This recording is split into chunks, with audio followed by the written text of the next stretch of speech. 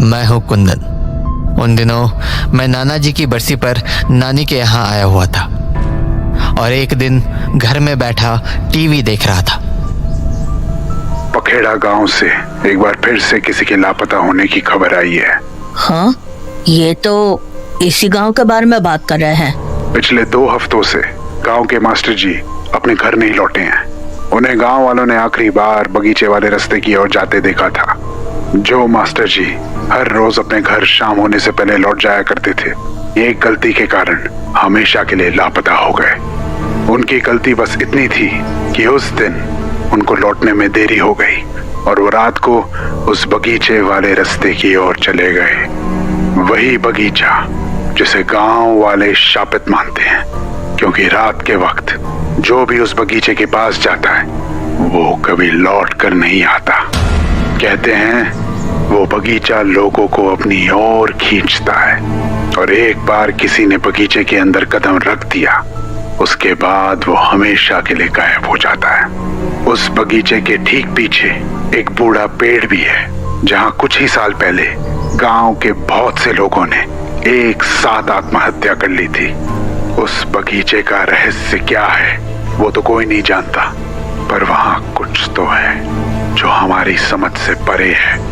इसलिए जब तक कुछ ठोस पता नहीं चल जाता, कुंदन, मैं सभी को एहतियात बरतने नानी की सलाह क्या कर रहा है? क्योंकि बगीचे कुछ नहीं नानी, का शिकार मैं तो बस क्या दिन भर टीवी देखता रहता है। पर नानी, मैं तो पढ़ने के लिए किताबें भी नहीं लाया। अरे तो किसने कहा पढ़ने को? कम से कम जाकर खेल ही लिया कर। खेलेगा कूदेगा तभी तो शरीर मजबूत बनेगा। पर नानी, मैं खेलूं कहाँ? बाहर। हाँ, और नहीं तो क्या, बाहर ही तो खेलेगा ना। पर नानी, बाहर तो क्या? बाहर तो बगीचा है ना, वो भी हमारे घर के इतने पास। अरे तो क्या हुआ? तो बाहर जाना ठीक नहीं है ना? ये न्यूज़ वाले भी बोल रहे थे। अरे क्यों ठीक नहीं है? नानी, ये न्यूज़ वाले बोल रहे थे कि उस बगीचे से लोग लापता हो जाते हैं। अरे ये सब अंधविश्वास की बातें हैं। लोग बस इस गांव को बदनाम करना चाहते हैं। पर वो न्यूज़। चुप कर, जाकर बाहर खेल। इन सब की बातों में मत आ। इन्हें कोई काम धंधा नहीं है, बस अफवाह फैलाते रहते हैं। और ठीक है नानी, मैं जल्दी आ जाऊंगा। अरे नहीं भी आएगा तो तू कौन सा लापता हो जाएगा? नानी की इन अजीब बातों को सुनकर मैं इतना तो समझ चुका था कि इस गांव में बस नानी ही थी जिन्हें बगीचे से बिल्कुल भी डर नहीं लगता था। तो मैं घर के बाहर टहलते हुए उस बगीचे के पास चला गया और दिन की रोशनी में उसे गौर से देखने लगा। तभी ओए, हाँ? कौन है तू? कुंदन। गांव में नया है के? हाँ, हाँ, क्यों? तने पता है तू कहाँ खड़ा है? हाँ, मतलब? बावरे, इस जगह के बारे में पता नहीं कि तने? ये भूतिया बगीचा है, समझा? इसके आसपास मत जा वरना लापता हो जाएगा। लापता? तू न्यूज ना देखे के? 2 हफ्ते पहले ही गांव के मास्टर जी गायब हुए हैं। हाँ, ये तो देखा था मैंने। छोरे, ये मजाक की बात ना है। लोग सच में गायब हो रहे हैं, मर रहे हैं। मर रहे हैं? और नहीं तो क्या। ऐसे अकेले मत घुमा कर, समझा? आपका नाम क्या है? राजवीर नाम है हमारा। राजवीर भैया, ये बगीचा सच में लोगों को अपने अंदर खींच लेता है क्या? हाँ, ये सच है। रात को पूरे बगीचे में धुंध फैल जावे है, इतनी ज्यादा धुंध कि 2 कदम आगे की जमीन ना दिखे। और अब तो रात को यहाँ से आवाजें भी आने लगी है। पहले नहीं आती थी ना? पहले तो ऐसा कुछ ना होता था, पर जब से मास्टर जी लापता हुए है ना, तब से आवाजें भी आने लगी। मैंने भी वो आवाजें सुनी हैं। तूने कब सुन ली? तू रात को बगीचे के पास आया था क्या? हाँ, एक बार। अरे पागल लेके ऐसे काम मत किया कर, लेने के देने पड़ जाएंगे। ये बहुत खतरनाक जगह है। वैसे तू अभी यहाँ क्या करने आया है? मैं तो खेलने आया था। आप? मैं भी खेलने ही आया था। और मारे दोस्त ना है आज आप कहाँ खेलते हो? मैदान में, मैदान? पर यहाँ मैदान कहाँ है ना, बगीचे के पीछे। पीछे? हाँ चल दिखाता हूँ। पर हम पीछे जाएंगे कैसे? अरे बगल से ही रास्ता है, चल मेरे साथ। तो मैं और राजवीर भैया बगीचे के पीछे चले गए। मैदान सच में काफी बड़ा था और उसके थोड़ी ही दूर पर एक बरगद का बड़ा सा पेड़ भी था। मैं उस पेड़ को देख ही रहा था कि तभी राजवीर भैया ने कहा, है ना बड़ा मैदान? हाँ हाँ हाँ भैया।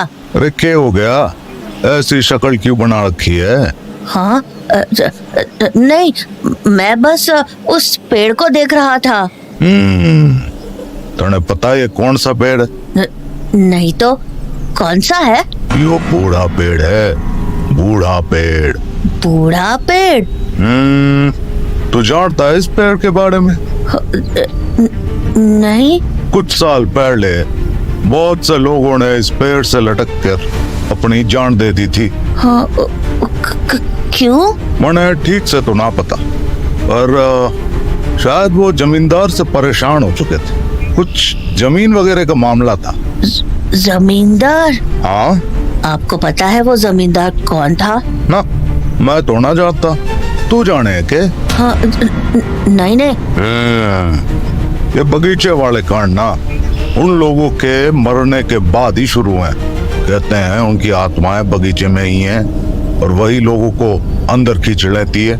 कुल मिला के ये जगह ठीक ना है, समझा? चल फिर घर चलते हैं। अरे राजवीर भैया, थोड़ी देर मेरे साथ खेलो ना। अरे तेरे साथ क्या खेलूं मैं?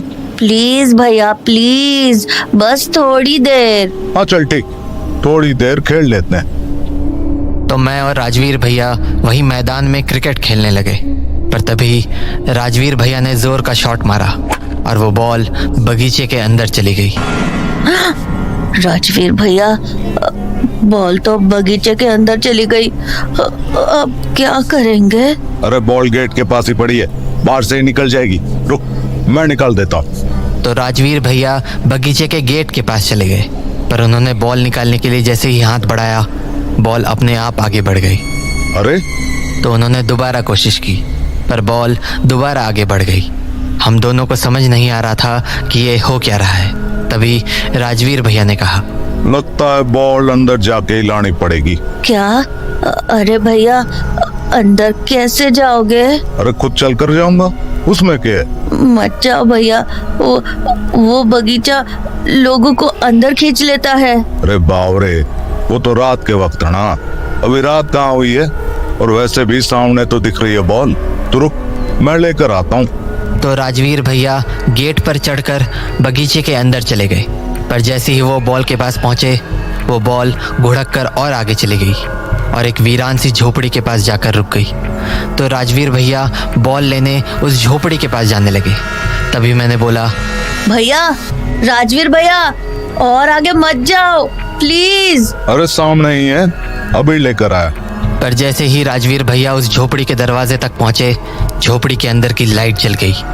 उस रोशनी को देखकर मैं समझ गया कि हम बहुत बड़ी मुसीबत में फंसने वाले हैं, क्योंकि हो ना हो उस झोपड़ी के अंदर कोई जरूर मौजूद था।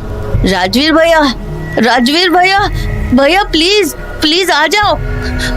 प्लीज भैया, प्लीज भैया, चलते हैं यहाँ से, प्लीज। हाँ ठीक है, मैं आता हूँ। पर जैसे ही राजवीर भैया बगीचे से निकलने के लिए पलटे, उस झोपड़ी के अंदर से एक आवाज आई। अरे कहाँ जाने लगे? हाँ, अपनी बॉल तो लेते जाओ भैया। चलो चलो, जल्दी चलो।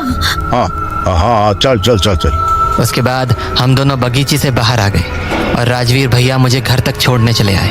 पर घर के पास पहुंचते ही उन्होंने मुझसे कहा, अबे तू यहाँ रहता है? हाँ भैया, क्यों? अरे फिर तो तू जानता होगा ना उस मास्टर जी को, वो तो रोज आता था यहाँ। मास्टर जी? अबे वही जो लापता हो गए। वो यहाँ आते थे? अरे तू कब से है इस गांव में? तुझे अपने घर की बातें ही नहीं पता? पता नहीं भैया, मैं तो थोड़े दिन पहले ही आया हूँ। कौन रहता है तेरे यहाँ? नानी और मासी। उनमें से कोई संगीत सीखता था क्या? संगीत? क्यों? अरे वो मास्टर जी संगीत ही तो सिखाते थे। ऐसा करना, तू अपने घर वालों को पूछना, शायद उन्हें कुछ पता हो। चल मैं निकलता हूँ, मने भी घर जाना है। तू उस बगीचे की तरफ मत जाना, रात हो गई है, समझा? ठीक है भैया। उसके बाद राजवीर भैया वहाँ से चले गए। पर मैं ये सोचने लगा कि दिन में जब न्यूज़ वाले मास्टर जी के लापता होने के बारे में बता रहे थे, तो नानी ने मुझे ये क्यों नहीं बताया कि वो मास्टर जी हमारे यहाँ आया करते थे। ऊपर से आज बगीचे में हमने जो आवाज़ सुनी वो नानी जैसी क्यों लग रही थी? कहीं वो आवाज़ उन्हीं की तो नहीं थी? तो मैंने सोचा क्यों ना नानी से ही पूछ लूँ। तो मैं उन्हें बुलाने लगा। नानी, नानी, नानी कहाँ हो आप? अरे क्यों चिल्ला रहा है? हाँ नानी आप? हाँ तो मुझे बुलाएगा तो मैं ही आऊंगी ना। अब बोल क्या चाहिए तुझे? नानी आप बाहर थी? हाँ क्यों? पर बाहर कहाँ गई थी आप? ऐसे ही घूम रही थी। तुझे क्या? तू ये बता कि तू बाहर खेला या नहीं? हाँ कहाँ खेला? वो मैदान में। नानी क्या है वो आप उन मास्टर जी को जानती थी? कौन मास्टर जी? वही जो लापता हो गए हैं, जो यहाँ संगीत सिखाने आते थे। अरे मुझे नहीं पता, मैंने बस 1-2 बार देखा था। तेरी मासी ही जानती थी उसे। पर तुझे इस बारे में कहाँ से पता चला? वो आज मुझे एक भैया मिले थे, राजवीर भैया, उन्होंने ही बताया। अभी थोड़ी देर पहले जो यहाँ से गया वही था क्या? हाँ। तो राजवीर नाम था उसका। लड़का बड़ा समझदार लग रहा है, मिलना पड़ेगा इसे। वैसे आज बागीचे में बहुत करीब आ गया था। खैर, पर ये कुंदन हमेशा बागीचे के पास क्या करता रहता है?